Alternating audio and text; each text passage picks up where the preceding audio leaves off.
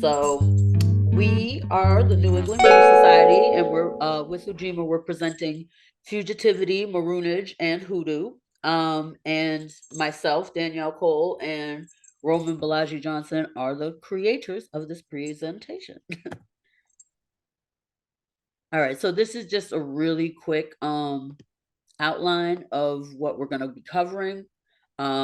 Just quick intros. I think they did a great job of already doing that for us, but we can do that real quick in a minute. What is fugitivity? The Underground Railroad, the Fugitive Slave Act of 1850, abolition, hoodoo, methods, and fugitivity today. And just real briefly, I am Danielle Cole. As they said, I'm the co-founder of the New England Hoodoo Society. I'm also the creator of like the letter, answer.com, which is a website where I provide hoodoo consultations and tarot readings. And I am currently reaching out to y'all from Pawtucket, Rhode Island. Bolaji, would you like to introduce yourself? Oh, yes.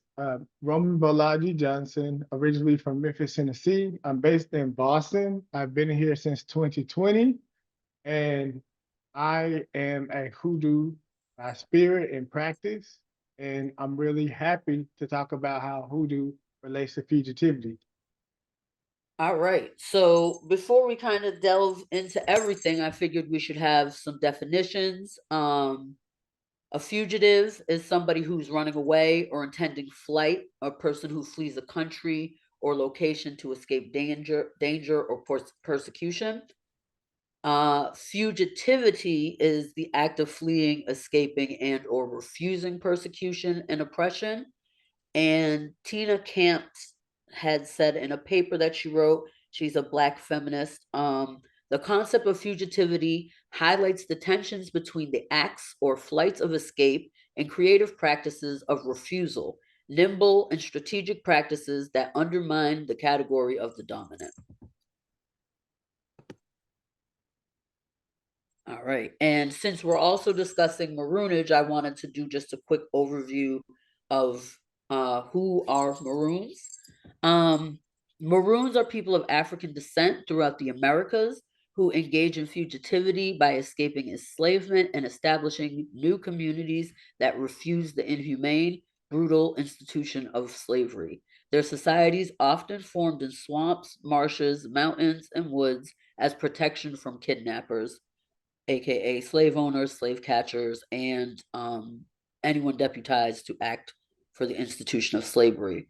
And I just wanted to include this map because this map shows where some maroon communities were located throughout the South. It kind of goes up to about Maryland. There's maybe a few more on the map that are in New York and beyond, but a lot of them are swamps, indigenous reservation, the Seminole Reserve, Elliot's Cut, which is near where Denmark Vesey Revolt happened. So just a quick little view of y'all to see, so y'all can see just how vast maroon communities kind of are, and that's not including any others that people don't know exist or that weren't mapped, that didn't make it on this current map. All right. So we're gonna discuss a few places on the Underground Railroad that actually still exist right now in New England. We decided, since everybody, well, not everybody's in New England, but since this is a New England based organization, we wanted to cover that along with our organization being that. And the importance of this is also just to connect to the present, that some of these places are still in existence. There's still land there where our ancestors walked and engaged in fugitivity, where they hid and fled and loved one another. That land is still here, and we have several locations where one can visit. The first one on the list is in Rhode Island. It's in Ashaway, Rhode Island. And this place is Jacob Babcock's house. It served as the first stop in Rhode Island on the Underground Railroad. So a lot of people would stay there or hide maybe underneath, they had like a little tunnel, and then people would find a way to safe passage to the next stop. The house still stands, but is privately owned.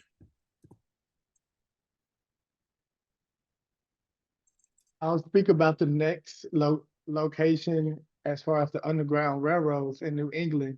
So, as Danielle was saying, the Underground Railroad stops are an example of fugitivity because they were places of hiding on the way to liberation. And so we have an example in Massachusetts of Clara Vought's residence in Boston.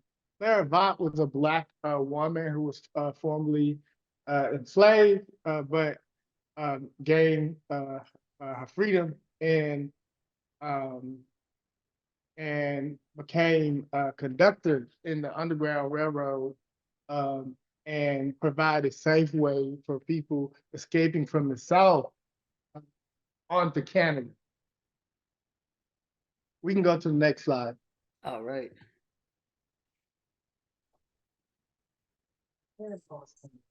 I believe that's in the Back Bay. Yeah, Back Bay was historically African American. A lot of um, a lot of parts of it. Yeah. So, would you like to talk about this slide, Danielle, or would you like me to do so? Would you please? Yes. So in Connecticut, we have the residence of Joshua Hempstead. Joshua Hempstead was a wealthy white abolitionist who was very liberal in his day and made his house an escapeway on the as far as the Connecticut Underground Railroad system was concerned. So Joshua Hempstead is an example of white abolitionists who were staunchly against the system of slavery in this country. And also an example of a person with resources who use their power and resource to aid in people's liberation struggle. We can go to the next slide, please. All right, this one is in New Hampshire, and this is a really older photo, but I couldn't find current images of this location. It's James Woods Farm in Lebanon, New Hampshire. It is currently privately owned. It's an 800-acre farm. And the owner, who he was a stop on the Underground Railroad, I believe he was a white Quaker. Most of the white people on this list were Quakers, but not all of them. And an abolitionist. And this was, I believe, place people used to kind of stop on their way going further up north. Um, and it's also the place of like an interesting story where somebody who was fleeing made a whole plan with the owner, James Wood, to escape by having the white people who lived on the farm leave the farm in a way that the cops who were looking for somebody who was enslaved and had escaped, they were trying to catch them. So they were looking for them. This couple, they got in their carriage, they made sure that the cops saw them, and then went back to the house to get something, said they forgot something on their way to their trip, and instead got the person who was a fugitive into the wife's clothing and let her wear those clothes, so that they could just take their carriage right past the cops without a second look, because they already had seen the wife and husband in their outfit that they saw. So that was a really clever way of escaping that happened on this farm.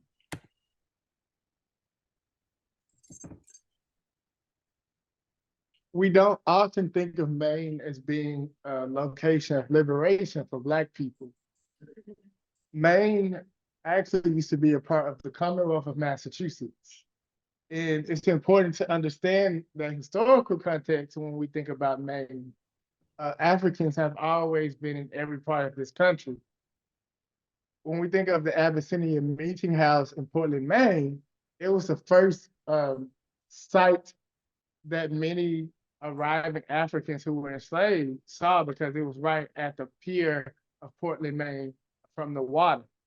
And the Abyssinian Meeting House became a place on the, in the main Underground Railroad system as a place of refuge and safety. And a lot of the leaders involved with this Christian organization were also radical white abolitionists who aided fugitive Africans escaping to Maine on the escaping from Maine to Canada. Yes. All right. Next slide, please. Mine went backwards. Let's go forward. All right. And this last place is in Vermont, actually. I think a lot of people also forget Vermont, just as part of New England in general. And also currently, I believe Vermont is the whitest state in the entire country, which is wild, but I believe uh it is. But this place is it's a place, I don't know why it's called Rokeby, but that's what they call the farm. It's in Ferrisburg, Vermont, owned by Roland Robinson, who was a lifetime or a lifelong abolitionist. And this is actually a place that still stands as a historic farm that you can visit. So they have hiking trails that go through there. And you can also visit. I have no idea how far Ferrisburg, Vermont is from Massachusetts, but the land is still intact. There's farmland there and hiking land. And I thought it was interesting. Roland Robinson was also a white person, but it did not say he was a Quaker. So I didn't look into him a little bit more, but I found it interesting that he wasn't a Quaker, but still abolitionist, because that's the majority of the white people that we hear about as abolitionists are Quaker, but that's not always the case. All right. So I'm going to discuss real quickly the Fugitive Slave Act of 1850. This connects to the Underground Railroad. I'll tie it in, but the Fugitive Slave Act of 1850 was passed for slave owners to reduce their loss of enslaved people who engaged in fugitivity. It deputized white people to be slave catchers and kidnappers in states where slavery was no longer legal. It incentivized and rewarded people for supplying information on and capturing Black people who escaped slavery and moved to states it was abolished, particularly up north. And Jessica Parr wrote, the discussion of economics alongside the law is important because, as Blackett notes, there would have been no need for a fugitive slave law either in 1793 or 1850 had slaves not escaped regularly and in such numbers that their activities came to be seen as a threat to the survival of the slave system. So how the Fugitive Slave Act of 1850 worked is people who lived in non-slaveholding states were required by law to report people who had escaped to those areas, and really any white person was deputized to kidnap people if they thought that they were enslaved people escaping from slavery. Sometimes even in cases where people were already free. I'm pretty sure that's what 12 Years a Slave is based on. But that's the Fugitive Slave Act.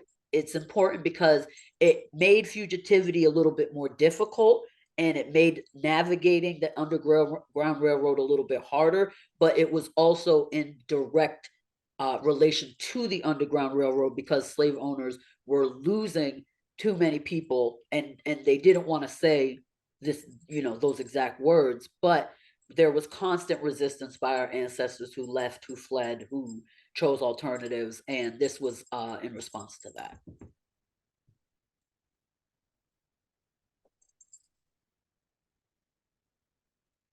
So there's been a long history of abolition in this country and in the world.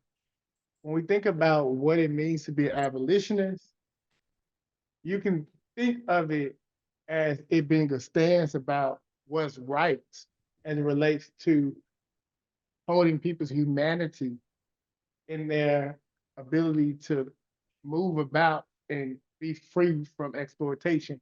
So abolition thinking is rooted in the position that it is immoral to dehumanize others and exploit others. As it relates to the movement in particular, we know that the anti-slavery movement was an abolitionist movement because it was focused on freeing people from the horrors of chattel slavery. And that this same mindset of freedom from all subjugation, exploitation, and dehumanization is carried with us in the modern abolition movement today. And so when we think about the modern abolition today, we can think of the prison abolition movement. We can think of the community abolition movement. That is, how do we protect our community from police who don't value the lives of our people? And we can even think about the abolition movement in terms of how we relate to each other. There's a thing as being abolition, um, abolition thinkers as how we treat each other in terms of policing, in terms of being punitive and punishing people and how we relate to each other. So abolition is a wide-ranging and amazing perspective to, that has shaped many movements. Can we go to the next slide, please?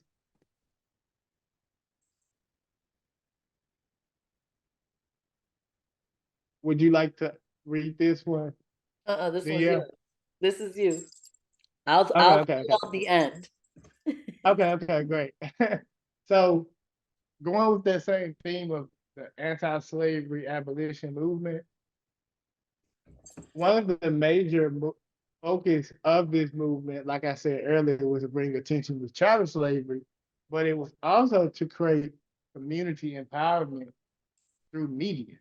So some of the first journals and newspapers that we see advocating for the rights of enslaved Africans in this country comes from abolitionist newspapers like the Liberated and the North Star and journals like that. Uh, one of those um, one of those pieces, the Liberator and North Star, for example, comes out of New England. And so it's important to hold that in mind. One major event in the anti-slavery abolitionist movement is the Jerry Rescue. This was an event that led to the community protection of a fugitive, um, a fugitive African. And why this is crucial is because this is one of the first recorded or in early recorded cases of community organizing and action against to aid a fugitive African. Yes, and I'll add that the Jerry rescue incident actually happened in Syracuse, New York.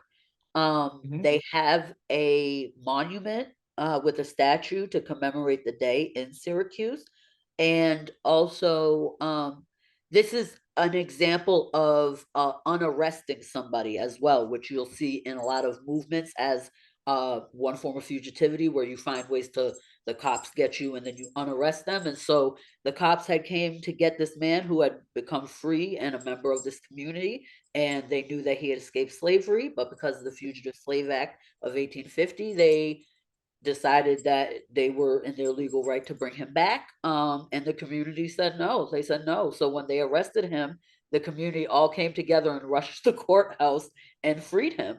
So this is a really powerful just example of how community came together to engage in fugitivity.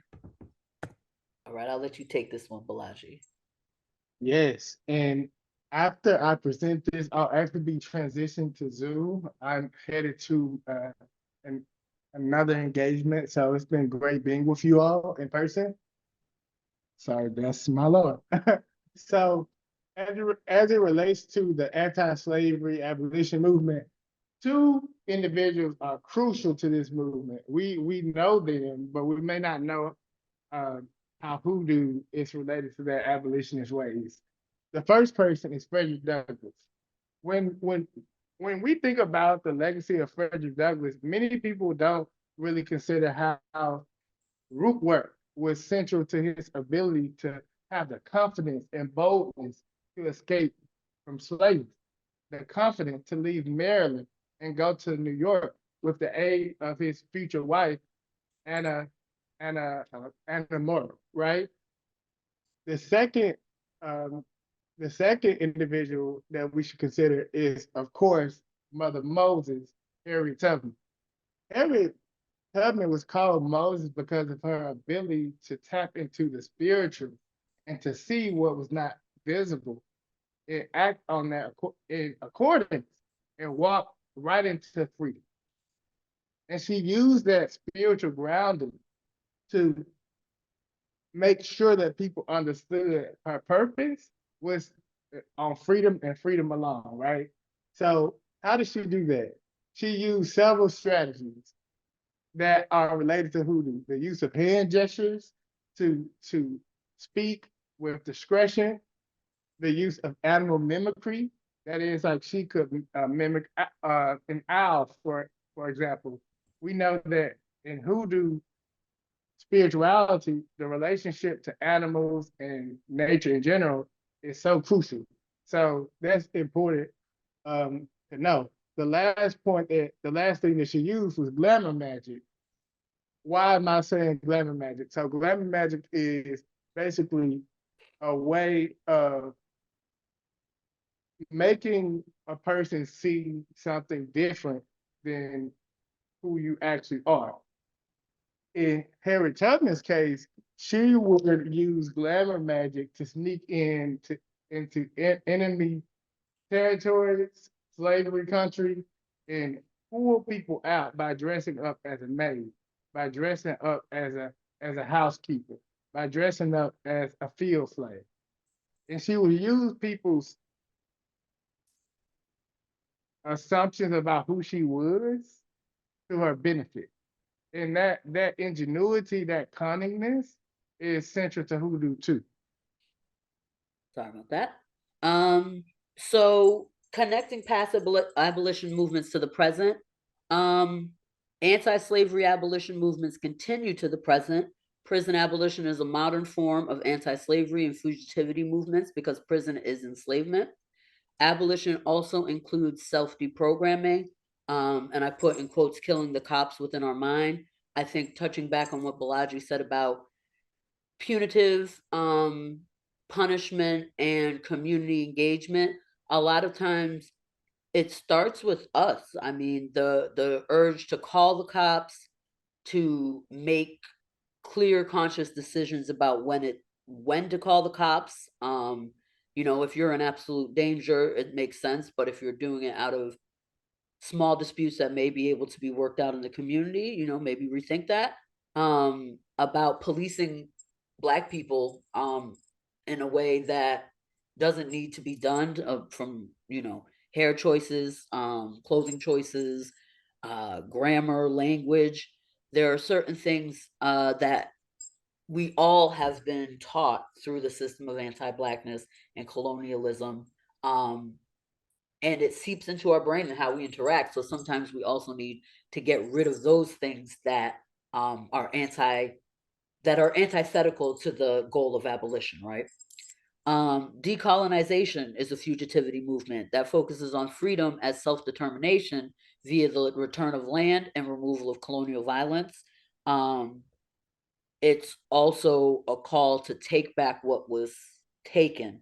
And how that looks for Black Americans may vary compared to Indigenous people, but we still have a right to participate in decolonization and land that was promised to us via the end of enslavement, but was never given. And then finally, radical Black feminism engages in fugitive politics and living by centering the liberation and human rights of Black women within the US and internationally. It does focus on more than just Black women, but I think that's the center because so many practices do not center Black women, and is really engaged in freeing us of patriarchy, misogyny, misogynoir, improving interpersonal relationships, community relationships, and taking the time to really think about how we view our relationship to ourselves, each other, and the world around us.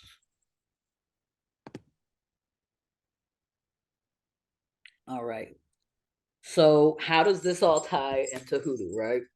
Um, this picture, I'm just gonna say real quick for anybody in Rhode Island or who visits Rhode Island. This is a picture of the sign at God's Little Acre. It's a colonial African burial ground, and it is a burial ground with the largest amount of intact headstones of enslaved and free African Americans in this country, and it's in Newport, Rhode Island. So if it's also a very old cemetery, but it's an amazing experience to be able to go and honor your ancestors there and the people who have made a community in Newport, Rhode Island when they were forced or when they were free and decided to create their own community. So I wanted to shout that out real quick. Um, so, practicing hoodoo is engaging in fugitivity in the past and present. Root working, drumming, and engaging in spiritual practices from countries of origin were all made illegal and banned as part of maintaining the institution of slavery. Hoodoo is a Black cultural and ethno religious practice that includes ancestral veneration, root work, and engagement with nature and its many spirits. All right. All right, so then I'll just touch on a few of the methods that are used in the past and used today. Um, and these are things that can be found in historical documents and what they call slave narratives, which a lot of them were taking place in about, like, I think 1935, where a huge project of people interviewed people who were enslaved about their experiences. And hoodoo comes up a lot, as well as syncretized practices. I've seen Muslim hoodoos, Christian hoodoos. I've seen people who still retain their practices from where they came from in Africa, the various different places, and kind of work that into their practice of hoodoo based on the herbs and plants that are available in the area that they are in. But mojo bags are a big part of that. Um, a lot of people who were escaping used mojo bags with petitions in them or with graveyard dirt in them or a variety of different herbs to kind of bless their travel, to keep them safe, ward off negative spirits, and provide some kind of protection. Railroad spikes and horseshoes, those are things that are often used. Excuse me, one sec. Often used for protection. They're made out of iron, and iron is considered a powerful metal even in African spirituality, African diasporic spirituality. There are gods that are dedicated just to iron work and metal work. Um, so that is like used as a form of protection. Horseshoes for good luck to kind of bless the journey to make it safer. Hoodoos still keep horseshoes and railroad spikes in their houses for a variety of reasons. Um, Bolaji also touched on glamour magic. Glamour magic, an example here is this picture to, I don't know if it's your right or left, but with the two individuals, it's a painting. And it says Judith Hunt at the bottom. This is Ellen and William Clark. The Yeah. person, oh, Oh, I was just making a brief interjection. Let you know. Then yeah, I just got jump back on the Zoom. okay, all right. Well, you can kind of delve into this a little bit more if you want, but the picture with yeah, the painting is of Ellen and William Hunt, and they escaped using some serious glamour magic. Ellen was uh I guess you could say biracial or mixed via the horrors of slavery. She was light skinned enough to pass, and as a result, she dressed up as a man, an injured man, and a well off man who needed a servant. And they traveled via train, I believe, by passing themselves as owner and servant or master and servant when they were a married couple making their way to freedom, the both of them. Um, Another one is graveyard dirt. There's a lot of accounts of graveyard dirt being used to throw off scents, to throw people off track, to have dirt that is imbued with a variety of different powers, whether it's of your ancestors or somebody maybe who was malevolent in the past. Your use of graveyard dirt can vary widely, but a lot of accounts include accounts of people using graveyard dirt to assist in their travels, to help protect them, to get them from point A to point B. And we still use all of these things in hoodoo. Root work is another, which is using the plants and the herbs of the area that you're in to create things that harm or heal. You can use them for both. So things that might um, kind of imbue people with the spirit that they need or the health that they need, maybe to make the journey, to stave off sickness if you've been traveling and fleeing without access to medical care. I know Harriet Tubman used a lot of root work and knowledge of the plants in order to feed people and also keep them healthy while making these very difficult journeys. Um, and the land and dirt work kind of ties back to what I talked about graveyard dirt. Just knowing something about the land and what's happened on the land is knowing what kind of presence may be in that dirt and what kind of things you can use uh, at your disposal by being in relationship with that land. It's not just like take it and run and go from there. You have to kind of build a relationship. But the other two pictures are one of a mojo bag in the bottom, that's the mojo bag, and then to my left is an older black woman. She is sewing her own mojo bag, and she also has quilts that she made, and quilts have been used for codes when people were escaping enslavement. It was used for messages. So quilting is another African American technology that has been used in fugitivity, and the newspapers are kind of protection of their own. Bolaji, do you want to add? Yes, very, very concisely. Danielle amazingly spoke about the use of mojo bags and horseshoes.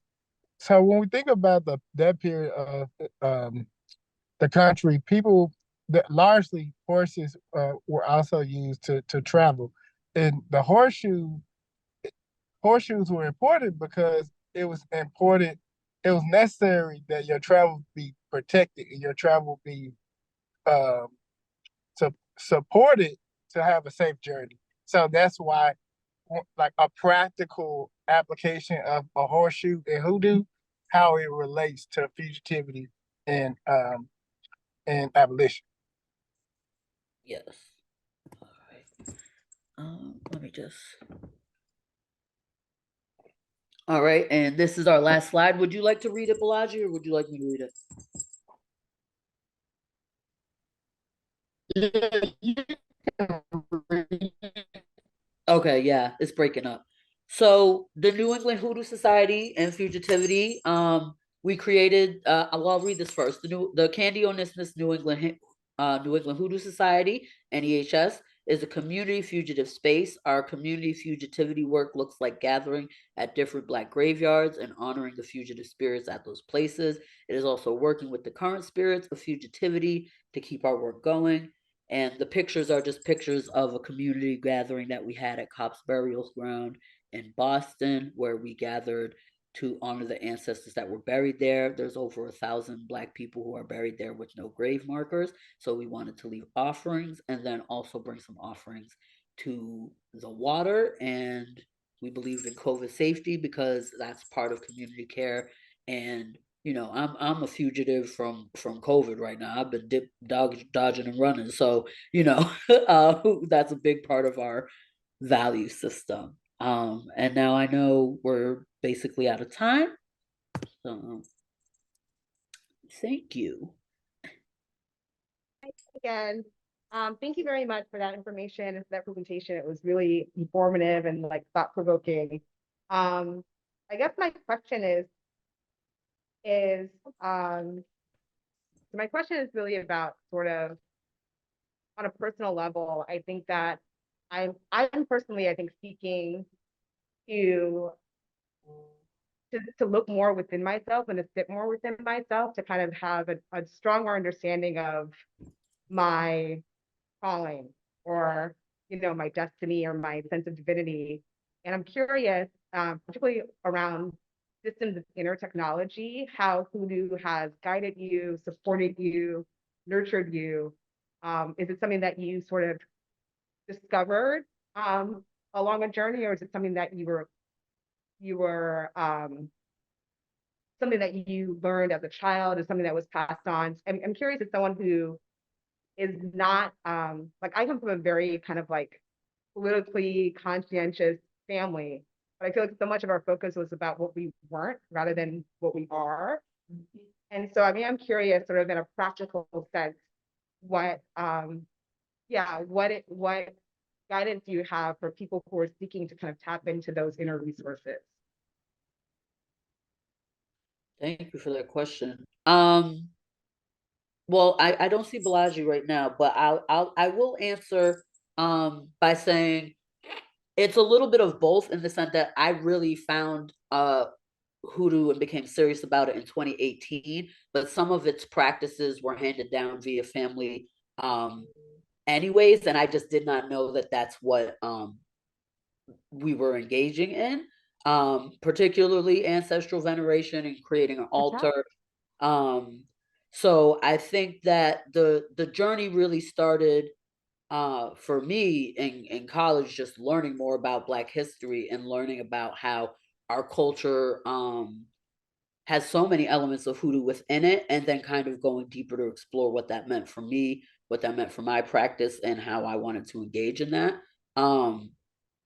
So I could be like really long-winded with this answer, but for the effort of time, and I put my Instagram in the chat so that if anybody wants to reach out, they can kind of get into it deeper, longer. But yeah, I think it started off really intentionally, was with community, with finding a community. I was interested when I was an undergraduate in like 2020, 2010, 2012, but I kept on finding white resources, and I knew that that wasn't the correct path for me, that that wasn't what hoodoo really was. And so it took me finding my community and people that were able to help me kind of do the research and do the understanding, and just start from there. Yeah, and I can answer more after. The first question that I see is a question around resources. So David said, is there a list of further reading or research we could have access to in regards to today's presentation? I can share some of I don't have it right offhand. I can share some of the research that I did, like improve. I can send Ujima some links. I would say in regards to today's presentation, I think finding good, useful Black sources on the Fugitive Slave Act and on the Underground Railroad are a good place to start. And then I would say, if you have access to looking to what they call slave narratives, but narratives of our ancestors who were enslaved, that I believe is a federal project that we should have access to for free in some places. That kind of just, if you read some of these narratives and even search with like hoodoo in mind, you'll really kind of get a deep understanding of the ways that people use hoodoo to help them navigate this terrible institution of slavery, and to get free and to protect themselves while they weren't free. So I can probably make a little bit of a longer list of some resources to share, but they're like websites and links.